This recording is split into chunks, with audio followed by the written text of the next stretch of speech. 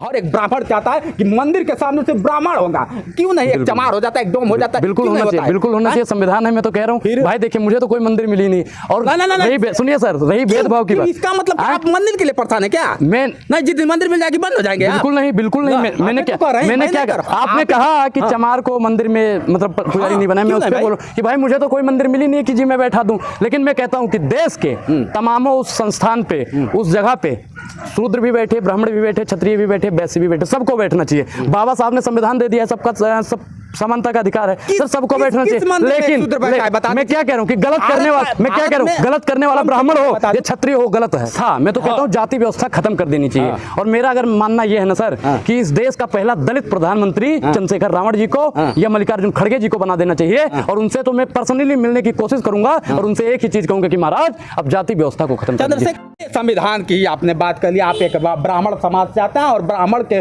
पुत्र हैं अगर देखा जाए तो। और ब्राह्मण लोग कहते हैं, और आप भी जानते हैं, अभी बाबा थे तो कहे कि हिंदू राष्ट्र धर्म बना दो, सारी चीजें हल हो जाएगी। सर देखिए, हिंदू राष्ट्र क्यों? सर देखिए, क्यों नहीं? सर देखिए, सर मैं हिंदू राष्ट्र बताता हूं, मैं हिंदू राष्ट्र के बारे में बोलूंगा, मैं बोलूंगा।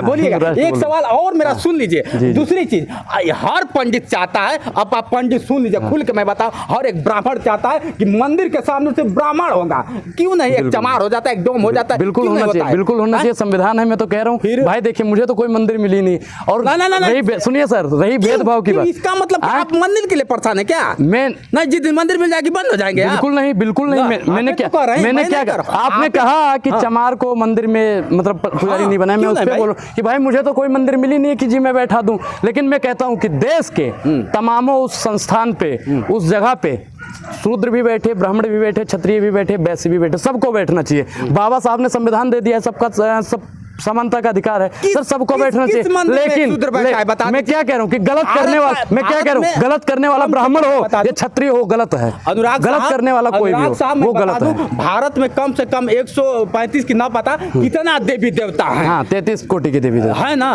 उसमें कितने शूद्र हैं? जो क्या होता है कि मैं सर क्या कह रहा हूँ, मैं वही तो कह रहा हूँ सर कि ये गलत है, ये गलत है। शूद्रों को भी बराबर का अधिकार मिलना चाहिए। आज भी मैंने देखा, हम तो गांव से आते हैं साहब, आपको भी पता होगा, आप भी गांव से खाना नहीं खाने जाते होंगे। मैं खाता खाना, मैं क्या कह रहा हूँ भैया, जिसको अगर विश्वास ना हो, मैं सर आपको वीडियो दिखा, सर मैं आपको वीडियो दिखा दूंगा जिसमें मैंने यहीं पे जंतर मंतर पे, ये उनका क्या नाम है, अरे नाम भूल रहा हूँ, कि मतलब यहाँ पे आए थे बिहार से कुछ लोग प्रोटेस्ट के लिए, और सारे जितने थे शूद्र थे, मैंने उनके हाथ का नारियल लेके तुरंत खा लिया। भैया अगर आपको किसी को भी लगता है ना, वो अपने घर पे भैया मेरा निमंत्रण ले सकता है, मेरा निमंत्रण ले सकते हैं। अब आप इसमें भी कहोगे कि ब्राह्मण खाने के लिए दौड़ रहा है, भैया आपको फिर वही बात, मैं खाने की दौड़ की बात नहीं किया। जिस तरह से मैं तो कहता हूँ कि जाति व्यवस्था, मैं तो कहता हूँ जाति व्यवस्था खत्म कर देनी चाहिए। और मेरा अगर मानना यह है ना सर कि इस देश का पहला दलित प्रधानमंत्री चंद्रशेखर रावण जी को या मल्लिकार्जुन खड़गे जी को बना देना चाहिए। और उनसे तो मैं पर्सनली मिलने की कोशिश करूंगा और उनसे एक ही चीज कहूंगा कि महाराज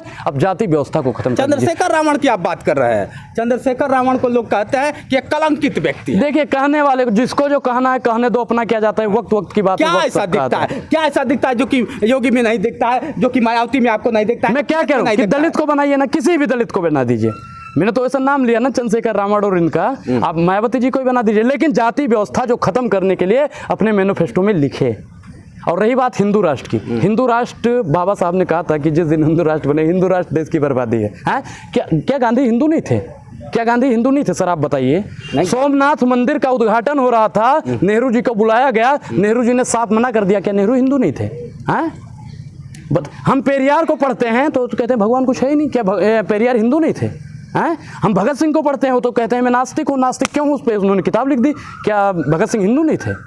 चलिए, आपके हमेशा मतलब जिस तरह से जवाब होते हैं, जिस तरह से आपकी वाणी होती है, जिस तरह से आपके शब्दकोश होते हैं, कहीं ना कहीं लोगों पे किसी को तंज कसता है तो किसी पे लगता है कि नहीं कोई है उठाने वाला। एक और आपसे हम सवालात करना चाहेंगे। हमेशा मैं देखता हूं कि वही आते हैं और हमेशा चिल्लाते हैं, मैं लड़ रहा हूं तो अपने हिंदुस्तान के लिए लड़ रहा हूँ, मैं लड़ रहा हूँ तो अपने सिस्टम से लड़ रहा हूँ, मैं लड़ रहा हूँ तो संविधान के लिए लड़ रहा हूँ। आप हमेशा चिल्लाते हैं इस बात को और रखते भी हैं, तो एक खुशी भी होती है, लेकिन कहीं ना कहीं लोगों में एक कसक भी हो जाती है। बिल्कुल बिल्कुल कि ऐसा तो जो मैं क्या कह रहा हूँ, 135 करोड़ सर, 135 करोड़ जनसंख्या मेरे साथ है और 5 करोड़ जो भारतीय जनता पार्टी के दलाल और संघी लोग हैं वही मुझसे खिलाफ हैं। बस सुनिए 5% से किसी की सरकार नहीं बनेगी कि बन जाएगी? नहीं, 135 करोड़ मेरे साथ है, 5 करोड़ उनके साथ है बस। तो आप सोचिए। हाँ, हमारा परला भारी है, हम ये जानते हैं। हमारा परला भारी है, हमारे साथ जनता है, इसीलिए अनुराग निडर होके। सर, राजनीति करना मेरा मकसद नहीं, मेरा मकसद है झूठे की सूरत बदलनी चाहिए। राजनीति थोड़ी करना है साहब, राजनीति नहीं करना है, उद्देश्य नहीं है, उद्देश्य नहीं है राजनीति करना। अब देख रहे हैं, चलिए ये तो आपके सवालों का थोड़ा सा था, मैंने कर लिया।